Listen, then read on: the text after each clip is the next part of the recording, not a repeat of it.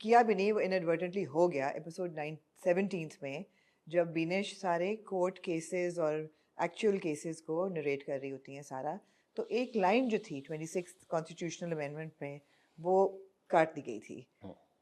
तो मुझे जैसे बहुत लोगों ने सोचा कि क्यों, किसने कहा काटने को, खुद से काटी, पेमरा ने कहा काटने को, कहाँ से प्रेशर आया, उस पर कर सकते हैं बात? बिल्कुल कर सकते हैं। ये आप जो ड्रामा इंडस्ट्री है ना, उसको उनका शायद पहली दफ़ा कोई लाइन कटी है, इसलिए आपको लग रहा है हमारे लिए रोज़ का काम है क्या चीज़ फ्रेश में चली वो रिपीट में नहीं चली, रिपीट में चली तो सोशल मीडिया पर नहीं गई, हमारा रोज़ का काम है। हमें इनफैक्ट आई थिंक इस हफ्ते में भी 2 दफ़ा हुआ है राइट। तो ड्रामा इंडस्ट्री के साथ पहली दफ़ा हुआ तो उनको ये लगा। ड्रामा इंडस्ट्री में बीप लग जाती है गाली पे, या फिर औरत की क्लीवेज नजर आ रही है तो ब्लर कर देते हैं, ये हाँ है। इसमें भी 1 2 3 4 डायलॉग्स थे जिस पर बीप लगी, आई होप कि ना लगती राइट।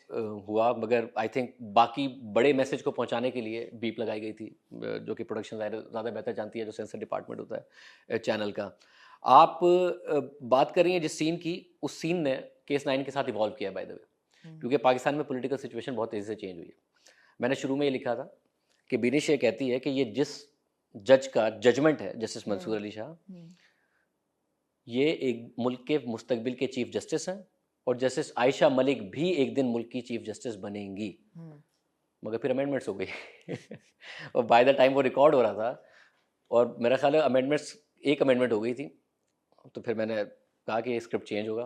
फिर वो स्क्रिप्ट को चेंज किया कि अगर इस मुल्क में अमेंडमेंट ना हुई होती तो वो चीफ जस्टिस होते।